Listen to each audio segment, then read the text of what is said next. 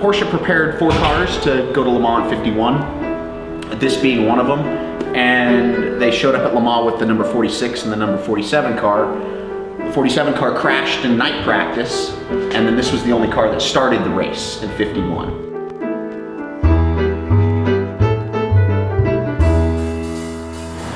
So this has like annular disc brakes and then 911 suspension. What, a Porsche wheel, huh?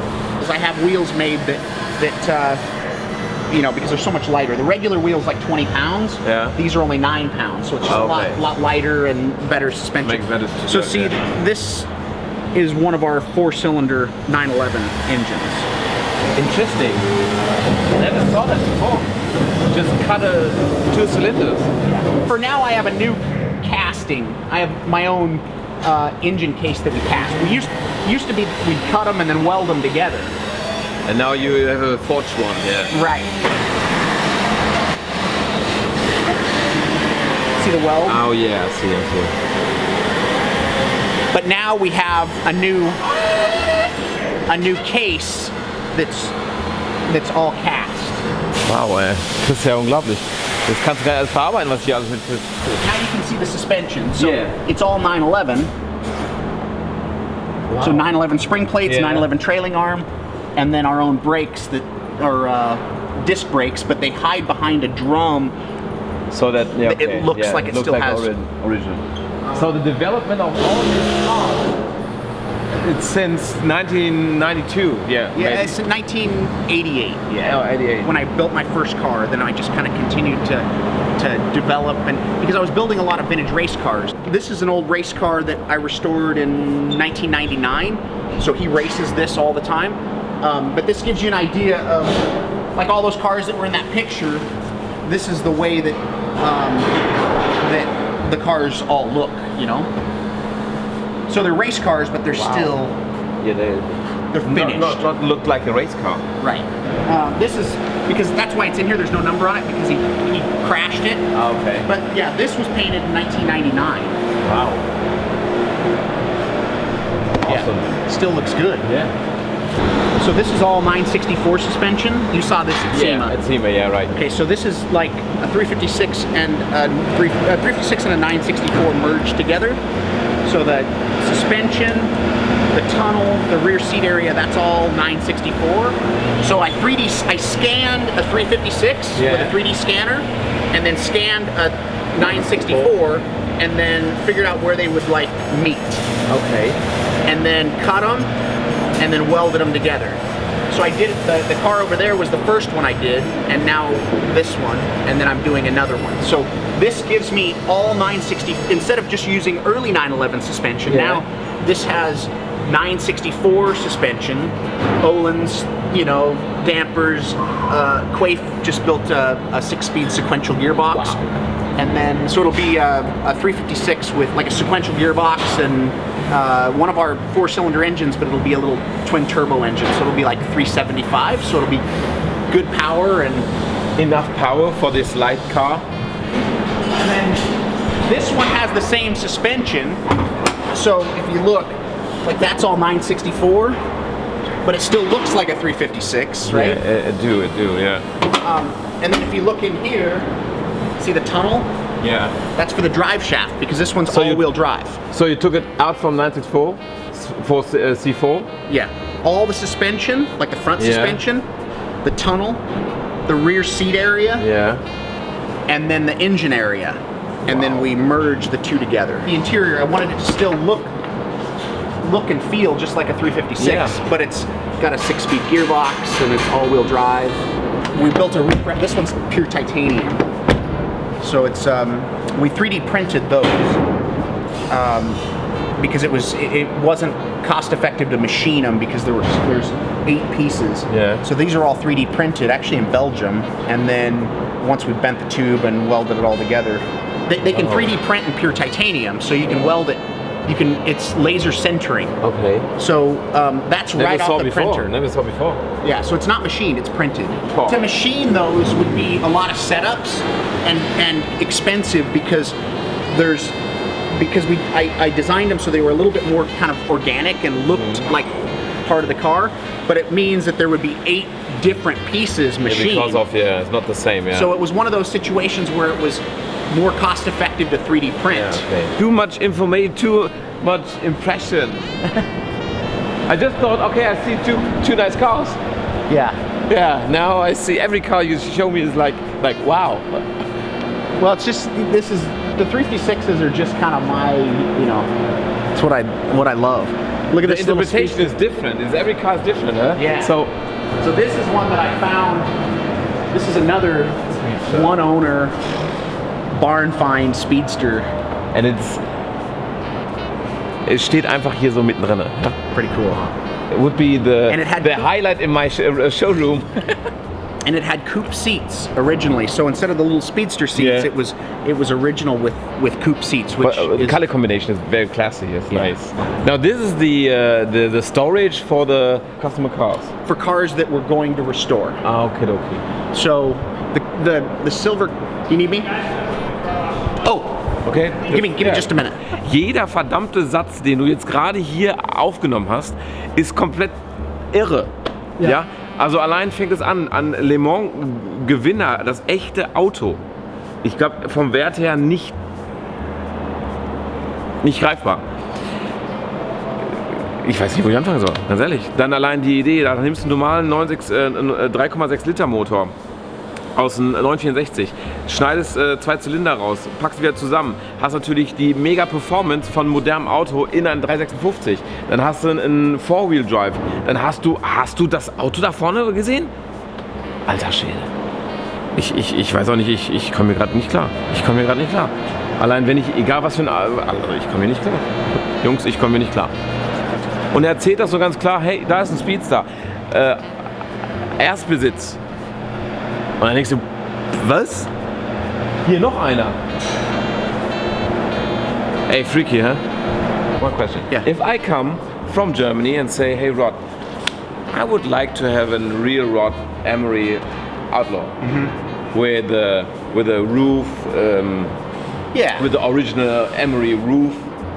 So how much is that roughly? Like a car like this, about 250,000. Okay. With basic. So all in about 250 to 275, right in there. One of my cars where everything is customized, the roof is leaned back and louvers and all that, more like 350 to 400. So it's from 250 to 400. Okay. Like including the donor car, including the car that we start with. And it takes about 12 months to build it. Yeah. But right now there's a waiting list, right? So about 6 to 12 months before I could start to build the car. Okay. So it's gonna be 2 years before you get your car. But it'll take me 12 months to build it, but it's gonna be a waiting list. Right. Wow, that sounds good. So good business for you. Yeah, good business for me, but you just have to be patient. Yeah. Because there's no way for, I mean, we only start like 1 new car a month. Yeah. And then we kind of finish a car. I don't want to bring in more employees because I'm hands-on. I mean, my hands are dirty because all day I spend my day building cars. And so, and I'm in the middle of the shop, like I'm working on the Momo car right now. And so I'm basically like working with all of my guys, solving problems, doing the initial like metal shaping, and then I have them do the finish welding or do the finish assembly. But I'm in the shop, so if I was to get more employees, then I would do less in the shop. And the quality, maybe, right. So that's why it's just, that's why there's a waiting list, because if you want something special and something from us, you just have to be patient. Okay. But yeah, so they range from 250 to 400,000 complete with the car and kind of everything. Okay. Yeah. So yeah, this is my you notice all of my cars have trailer hitches so my wife and kids and I take trips all over, and so we'll load shit on the roof and we'll tow our trailers, and cool. So most of my cars have trailer hitches. If I could figure out how to put a trailer hitch on my RS, I would, but the bumper's plastic. Okay, that's this is This is one that I just found in a barn in Montana, but it's got, you know, the old original Rudge wheels, and it came with like extras. So originally, this car was ordered with 6 of those wheels. Okay. So like 2 extras, which is like, these wheels are like super rare and hard to find, but this car was ordered with 2 extras on the like Cardex, right? And they've been with the car the whole time. So this is all numbers matching. It's a sunroof. Wow. It's rare as a sunroof? Well, it's a 59 sunroof super, which means that it was the biggest engine, plus a sunroof, plus these wheels, and it's all the numbers match, right? Wow. Which means that it's a very collectible car. Wow. And then these are cars that are waiting in line to be restored. We restore them, but modify everything. Yeah, modify everything. Yeah. It's the nice way, but in Germany, you was often in Germany, I think. I've never been to Germany. What? So the rest of the shop, this is just all parts, right? So as we take the cars apart, we kind of disassemble them. 962 go-kart. Wow. Yeah, kind of cool. All the stuff that's on the floor right here is stuff that I bought there, and then I took the rest of it to Oregon. So, because I still have my warehouses up in Oregon. I have about 30,000 square feet, so maybe 10 of this size building in Oregon that are just parts. Wow. For early Porsches. Wow. Just because I need all these parts while I'm building the cars. And not everybody has, you know, doors to choose from. A lot of doors. Yeah, but on these 356s you need them. Yeah, but I don't know a place in Germany where I can get this kind of for the old cars. For 911, right? Okay. For 964, 993, okay, there's a place. But wow, so this is like a 911. So when I put 911 suspension on the cars, this is what I use. So this is a 66 911. So I cut this part off and move it in. Okay. But see, you need the part to start with, right? So anytime that there's a business that's closing down or somebody that has parts, I buy them. That way I have all the parts, because I don't want to have to go on eBay or go to a swap meet and try and buy a suspension arm for a 911 to put on my 356s. So whenever somebody has stuff to sell, I buy everything I can because I'm going to use it. So this is all stuff that I got from all those parts up there. Transmissions. You know, is it G? No, these are all 356. You know, but then like, you know, 356 brakes. Wow. So these are all like matching wheels. You know, like date stamp wheels. This is original these are wheels. all right. So you make it wider? Or no, I built like the cars that I'm building in the shop. Yeah. We build brand new wheels for. The forged one. Okay. Because feel the difference. Like that. Because of the it's so light. Or that. Yeah, that's true. Right? Yeah. And then I can do whatever width I want. Yeah, okay. So what I do is I save these for somebody that needs to do a car restored back to stock. But on the cars that I'm building. Yeah. Wow, this looks so good. Okay, you're starting to collect some GT3 RS parts? Well, that's because my RS got hit. So that, somebody rear-ended me on the freeway. So then I bought an extra one. Okay. Because you're in California and somebody's gonna hit you again. This is the regular, this is like the stock 356 engine. Yeah. Kind of looks like a Volkswagen engine. Yeah, It's developed, or it's a development of the Volkswagen. Yeah, it's just a continuation of that design. They're great engines, but for the cars that we're building today, we want dry sump oil system, overhead cam, fuel injection, all that stuff, so that these guys can just drive the hell out of them. Nowadays, to keep the part of the basic car is a great value. Yeah. The engine, because it's not, it's less. It's rare. To have complete engines and Right. So I just save all the stuff I can. That way we have access to it, like you know, the hoods and doors and. This is what I start with for a 964. So, you know, I don't need to buy a complete coupe. You know, I don't like Singer when you know they want a nice coupe to build from or whatever. But for me, I just need this part. I need this and the center of the tunnel. And then the rear seat area, So I can either use a Targa or a Cabriolet chassis because I'm going to cut all that stuff out. How you doing today? Überall, wo du siehst, ist irgendwas mit Porsche, ne? Everybody you're looking like, okay, man, oh, Macan. Yeah, well, this is my son's car, that's my wife's car. Okay. So yeah, so the only non-Porsche we have is my daughter, who's 15, just got her learner's permit. She has a GTI. So, but that's Zane's car. So when we not very stock, right? It's totally stock. Yeah. No suspension, no wheels, no exhaust, nothing. No. Okay, it's good. Yeah. I mean, he could, but that is just like perfect. Just they really are like great cars, just right out of the box. But I'm trying for a 19-year-old kid. Yeah, it's good. Hey, came in for 19. Oh, it's perfect. And yeah, and he bought it himself, so he's you know. But I cannot do like, oh, the stock one, just keep it like that. Yesterday we were sitting over there, like up against the wall at like 4 o'clock, and we're just kind of kicking back in the shade. And he goes, Dad, he goes, I need wheels and tires. See? And I said, okay. And he says, you know, what should I do? And I said, well, you can't just put wheels and tires on it and leave it stock height.